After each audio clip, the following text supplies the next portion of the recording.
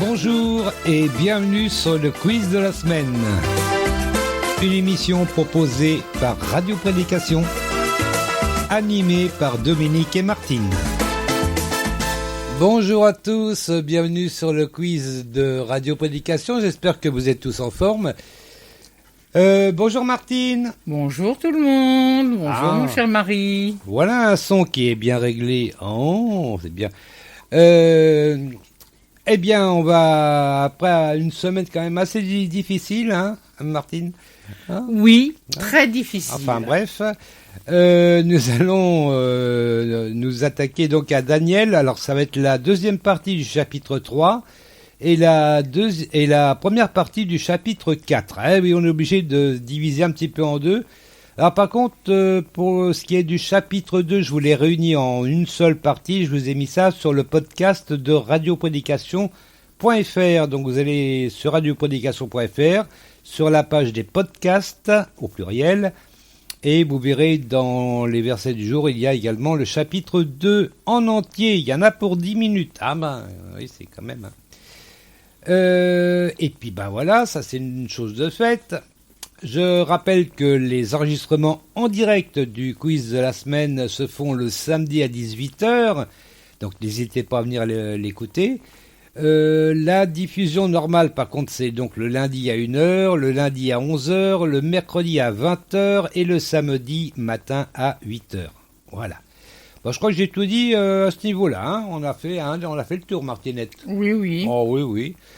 Et puis, comme il se doit, nous allons voir la question de la semaine. Et oui, une question posée par Petro de l'Éternel sur Twitter. Voilà. Il est très suivi, hein, d'ailleurs. Hein, vous allez voir sur Twitter, il y a quand même du monde. Hein. Ah oui, il y a plus de monde même que pour Radio Prédication. Pourtant, on est bien, on est à 7400, je crois. Je regarde rapidement. On est à 7747 personnes qui suivent Radio Prédication sur Twitter. Ah bah ça me fait bien plaisir. Alors, la question de Petro de l'Éternel, qu'est-ce qu'elle était-ce? Ah bah ça va pas être du bien facile ça encore, Martinette. Pardon mon cœur. Ça va pas être du bien facile encore ça. Ah bon? Ouais. Lequel de ces serviteurs de Dieu était chauve? Oh bah, ça va pas être facile. Lequel de ces serviteurs de Dieu était chauve? Est-ce que c'était Paul, Pierre, Élisée ou Élie? Lequel de ces serviteurs de Dieu était chauve? Paul, Pierre, Élisée ou Élie? Alors, on aura la réponse à la fin de l'émission et après la première pause musicale, nous aurons le pourcentage des tweetos. Qu'est-ce qu'ils ont répondu les tweetos? Est-ce qu'ils ont bien répondu ou pas bien répondu? On le saura tout à l'heure. Bah oui. Et puis, quant à nous, maintenant, on va écouter l'enregistrement de Daniel, chapitre 3, donc deuxième partie. C'est parti, j'espère. Daniel, chapitre 3, deuxième partie. Alors, Nabuchodonosor fut rempli de fureur contre Shadrach, Meshach et Abednego, et son visage devint blême. Il reprit la parole et ordonna de chauffer la fournaise 7 fois plus que d'habitude. Puis il commanda à quelques soldats vigoureux de sa garde de ligoter solidement Shadrach, Meshach et Abednego et de les jeter dans la fournaise ardemment chauffée. Aussitôt, les 3 hommes furent ligotés, tout habillés avec leurs pantalons, leurs tuniques et leurs turbans, et jetés dans la fournaise où brûlait un feu ardent. Mais comme sur l'ordre du roi on avait fait chauffer la fournaise au maximum, les flammes qui en jaillissaient firent périr les soldats qui avaient jeté Shadrach, Meshach et Abednego. Quant à Shadrach, Meshach et Abednego, ils tombèrent tous les 3 ligotés au milieu de la fournaise où brûlait un feu ardent. C'est alors que le roi Nabuchodonosor fut saisi de stupeur. Il se leva précipitamment et, s'adressant à ses conseillers, il demanda « N'avons-nous pas jeté 3 hommes, tous ligotés dans le feu ?» Ils répondirent au roi « Bien sûr, Majesté. » « Eh bien, reprit le roi, je vois 4 hommes sans lien qui marchent au milieu du feu sans subir aucun dommage corporel. Et le 4e a l'aspect d'un fils des dieux. » Puis Nabuchodonosor s'approcha de la porte de la fournaise où brûlait un feu ardent et se mit à crier « Shadrach, Meshach et Abednego, serviteurs du Dieu Très-Haut, sortez de là et venez ici !» Alors Shadrach, Meshach et Abednego sortirent du milieu du feu.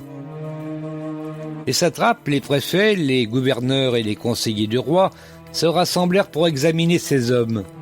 Ils constatèrent que le feu n'avait eu aucun effet sur leur corps, qu'aucun cheveu de leur tête n'avait été brûlé, que leurs vêtements n'avaient pas été endommagés et qu'ils ne sentaient même pas l'odeur du feu. Alors Nabuchodonosor s'écria « Loué soit le Dieu de Shadrach, de Meshach et d'Abednego, qui a envoyé son ange pour délivrer ses serviteurs qui se sont confiés en lui et qui ont désobéi à mon ordre. Ils ont préféré risquer leur vie plutôt que de se prosterner et d'adorer un autre Dieu que le leur. Voici donc ce que je décrète. Tout homme de quelque peuple, nation ou langue qu'il soit, qui parle d'une manière irrespectueuse du Dieu de Shadrach, de Meshach et d'Abednego, sera mis en pièces, et sa maison sera réduite en un tas de décombres, parce qu'il n'existe pas d'autre Dieu qui puisse sauver ainsi les hommes. Ensuite le roi fit prospérer Shadrach, Meshach et Abednego dans la province de Babylone. Le roi Nabuchodonosor adressa à tous les peuples, à toutes les nations et aux gens de toutes langues qui habitent la terre entière, le message suivant. Que votre paix soit grande. Il m'a paru bon de vous faire connaître les signes extraordinaires et les prodiges que le Dieu Très-Haut a accomplis envers moi. Que ces signes extraordinaires sont grands et ses prodiges éclatants. Son règne est un règne éternel et sa domination subsiste d'âge en âge.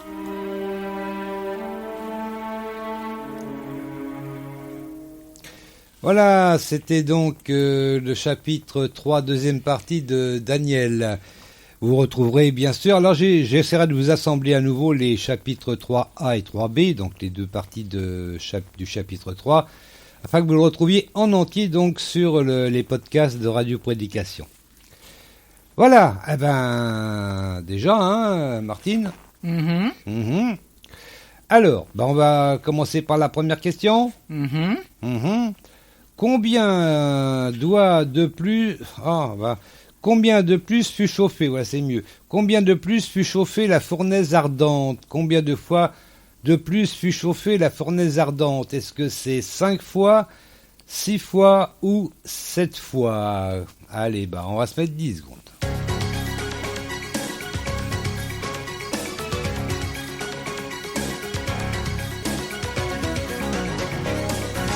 Sept fois. 7 fois? Ah c'est bien, hein. Ah ça n'a pas marché.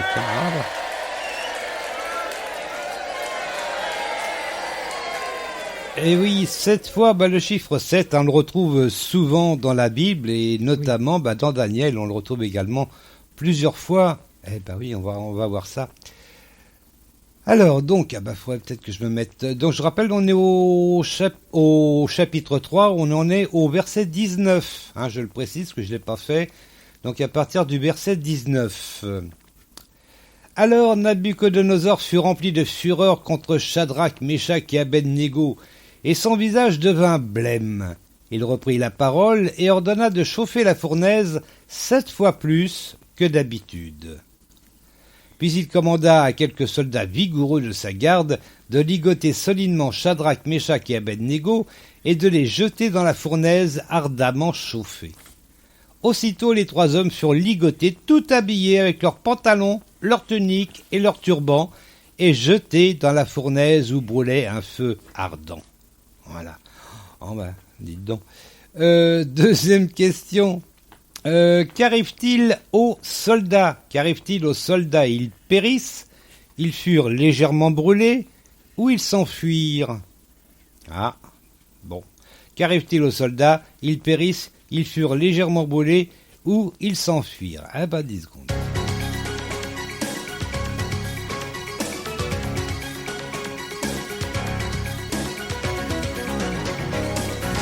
Que dirais-tu que de... Ils périssent. Ils périssent. C'est encore une bonne réponse, hein. Eh oui. Ah oui, c'est bon. Ça suffit. Ils périssent, exactement. Oh, il est légèrement brûlé, donc même pas. Alors c'est au verset 22. Je lis que ça, moi. Ah bon. Mais comme sur l'ordre du roi, on avait fait chauffer la fournaise au maximum, les flammes qui en jaillissaient firent périr les soldats qui y avaient jeté Shadrach, Meshach et Abednego. Ah bah les pauvres soldats, hein, franchement. Eh ben on arrive à la troisième question. Déjà, bah oui. Combien d'hommes se retrouvent dans la fournaise ardente? Hein? Bonne question, ça. Combien d'hommes se retrouvent dans la fournaise ardente? 3, 4 ou 5? Allez, 10 secondes.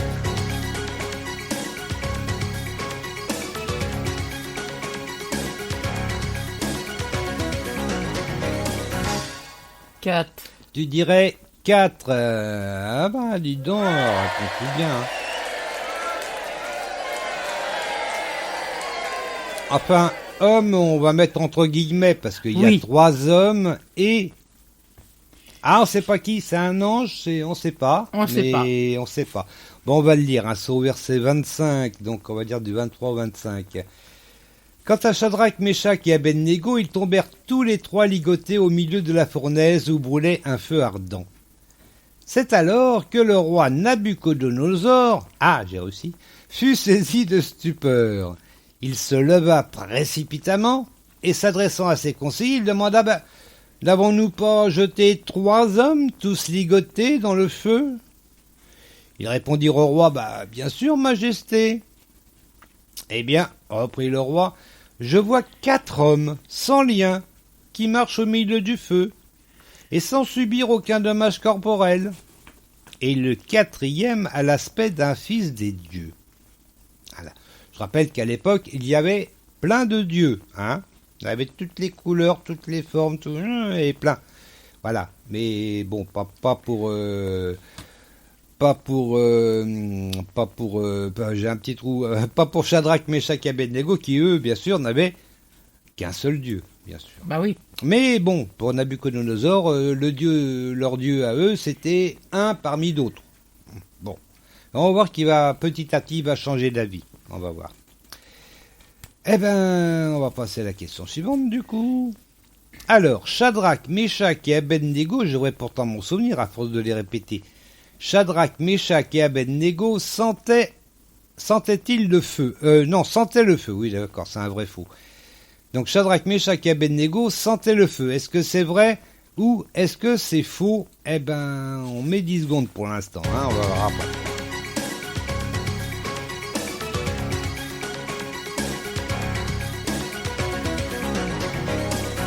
C'est faux. Tu dirais c'est faux? Oui. Oui. Eh ben, tu me donnes une réponse.